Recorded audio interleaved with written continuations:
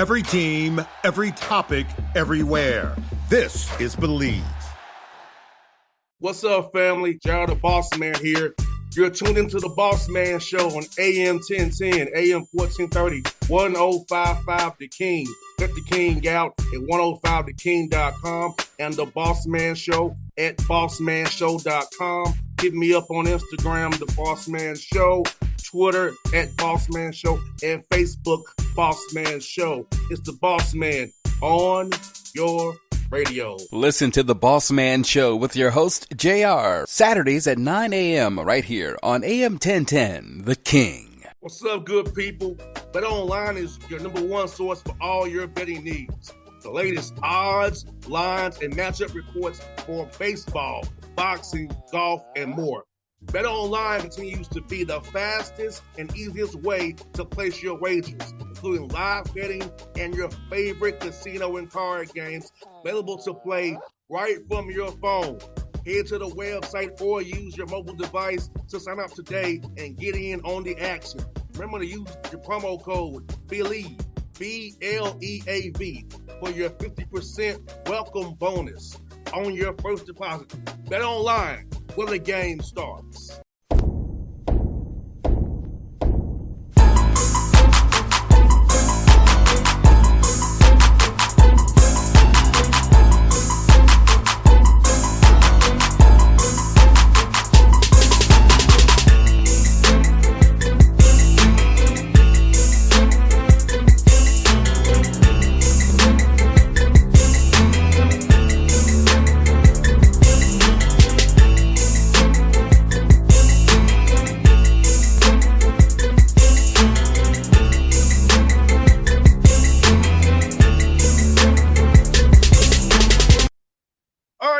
Back on the Bossman Show, a friend of the show, Coach Dave Paulsen, now Holy Cross Crusaders. He went back home to his home to Massachusetts to coach this good team up there, Metro League. Coach, how you doing, man? Good to talk to you again.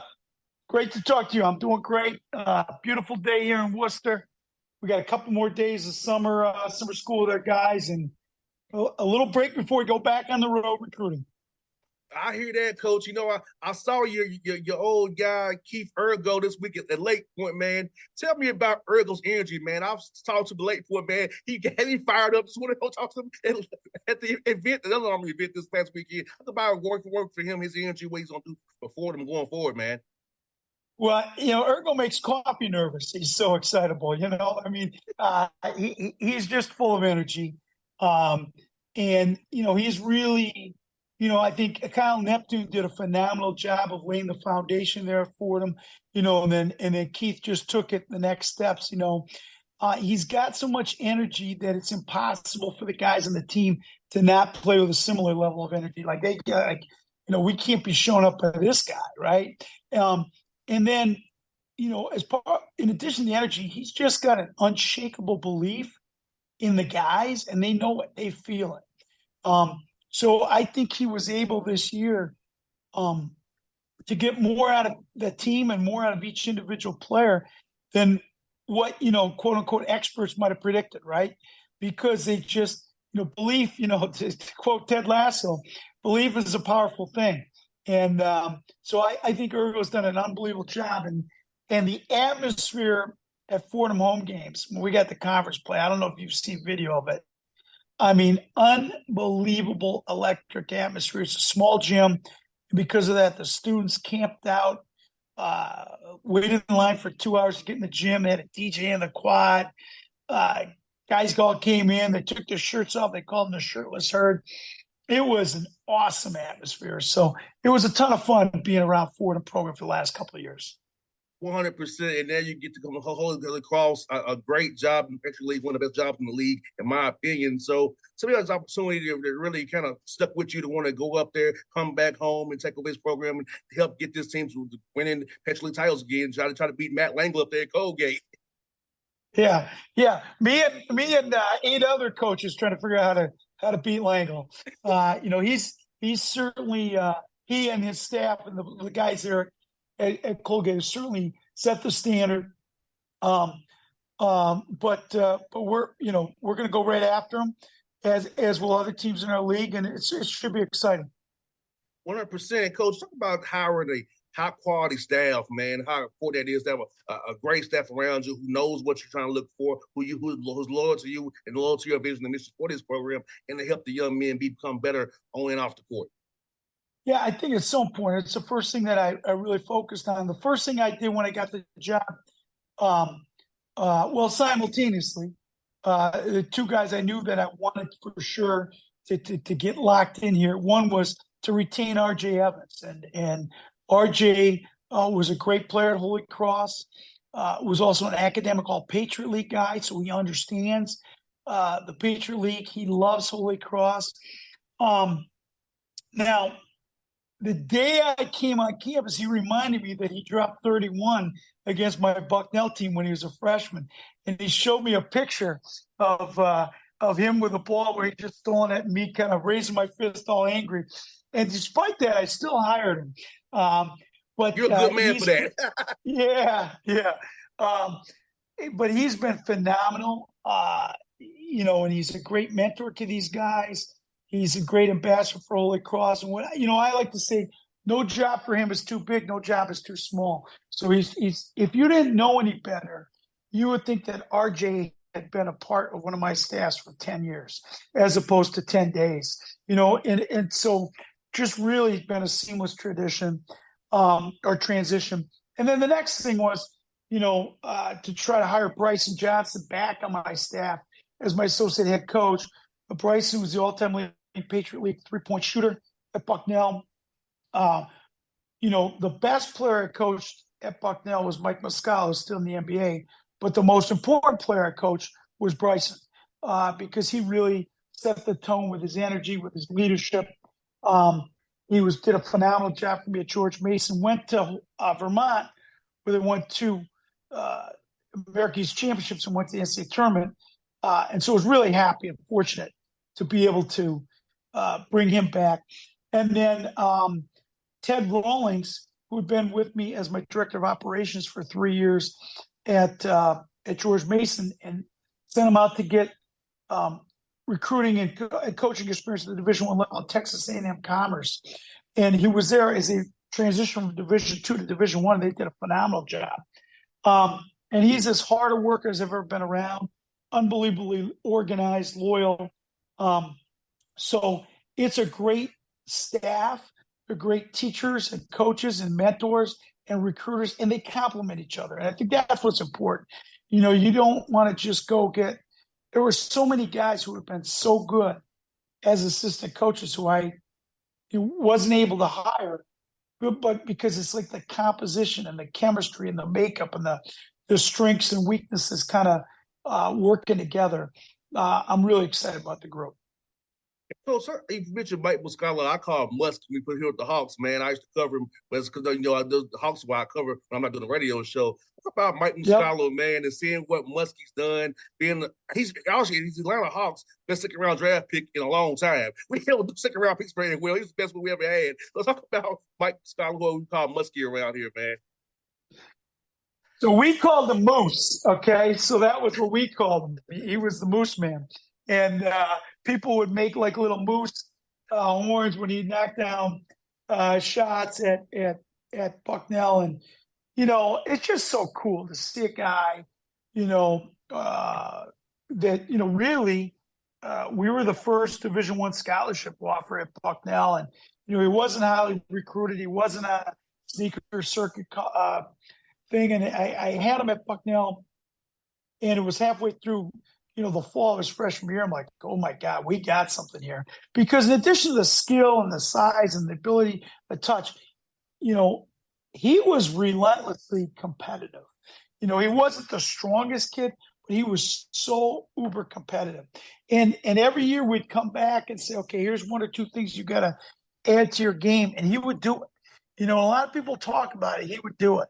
And for him to spend, he's finished 10 years in the NBA, and he shows so much character because there's times where he's played a big role. He had a pretty big role when he's with the Hawks. He had a pretty big role when he's with the Sixers. But he was with OKC, and they were in a rebuild, and they wanted to play younger guys. And, I know talking to Mark Dagnall, the coach at OKC, he just loved him because he was so professional. He's such a leader, such a great locker room presence. So, I think we talk to our guys all the time about be a star in your role, whatever that role is.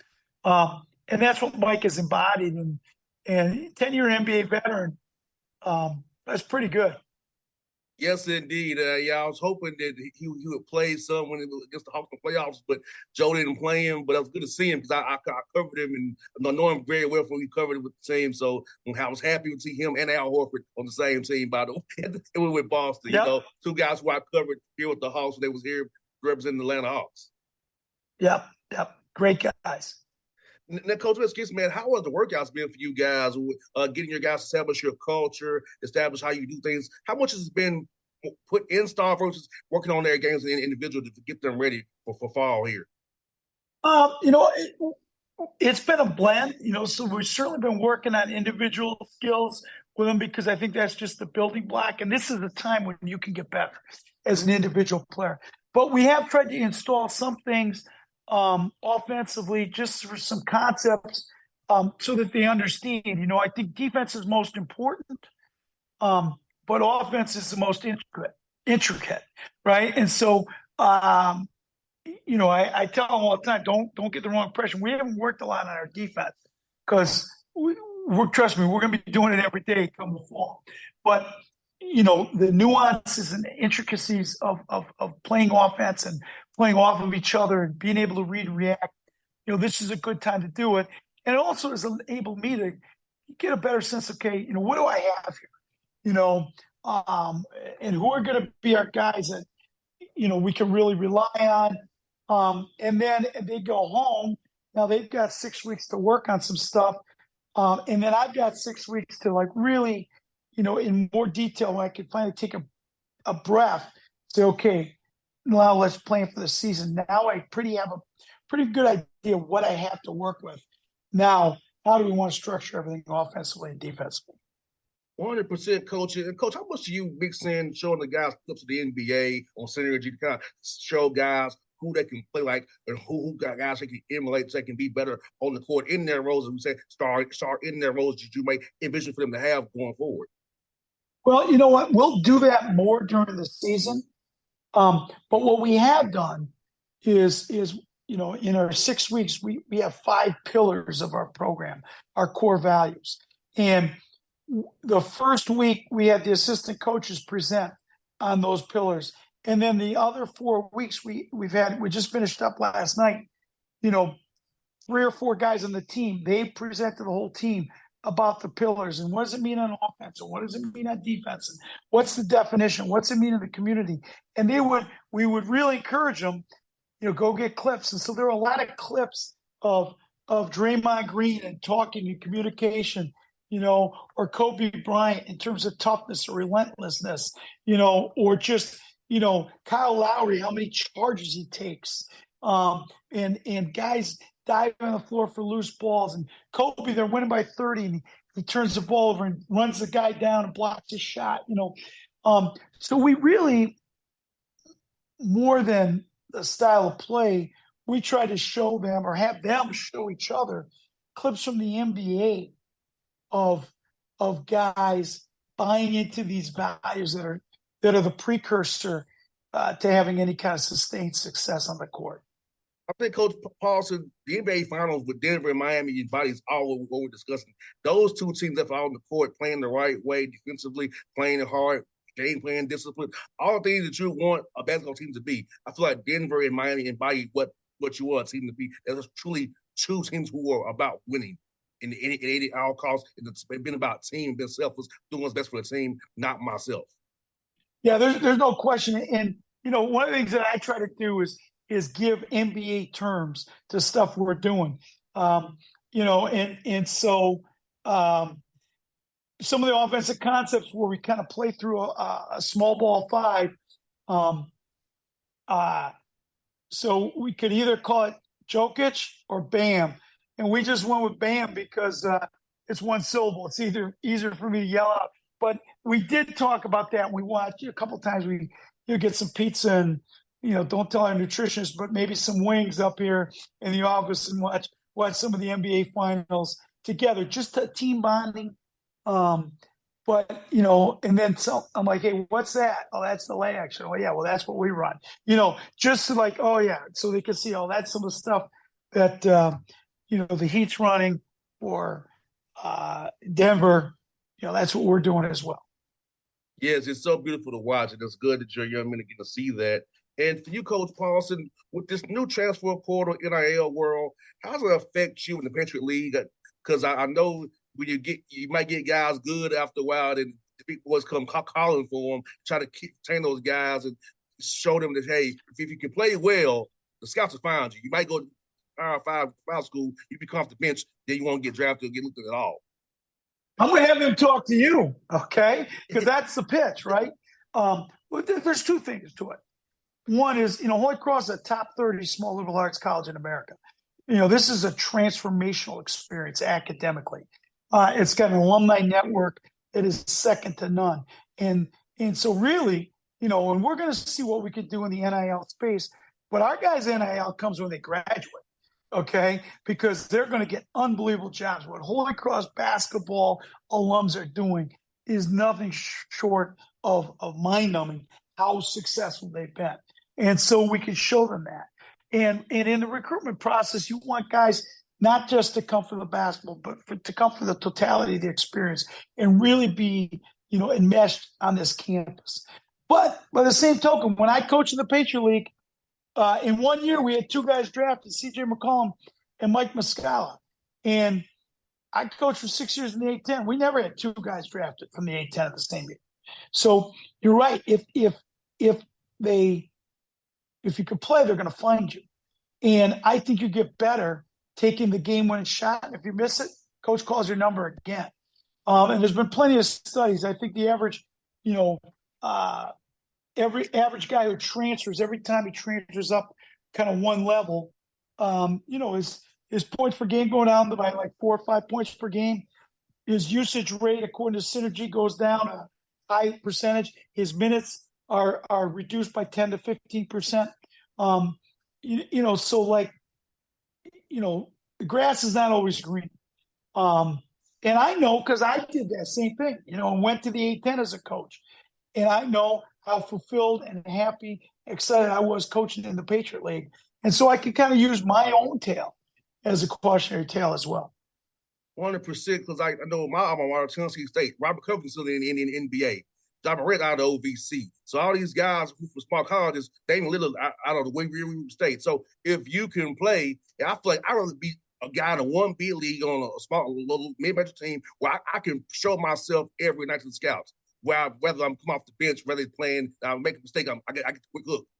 I'd rather do it this way, do it that way. Absolutely. And Coach, one more for you, man. So I know you're a Massachusetts guy, man. So that Massachusetts, man, how are you feeling about your Red Sox and Patriots, man? How you feeling about them, man? How you feeling going for the rest of the summer, man? Well, the Red Sox have not been, performing quite like what we want. All right. But there's still time.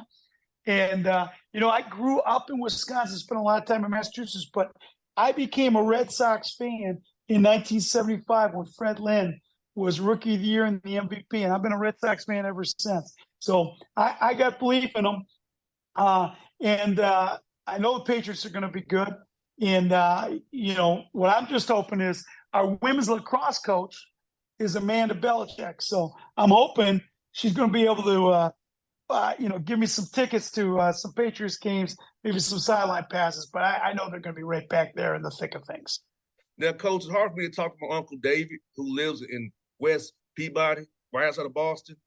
He gives me heck about what happened Super Bowl. He only let me live it down, man. Okay. Like, Uncle Dave, come on, man. Like, can we not bring us up today? Yeah. That's funny.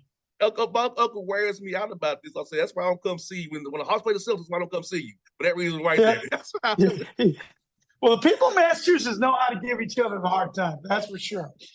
They've been masters at it before Sam Adams was a beer. All right.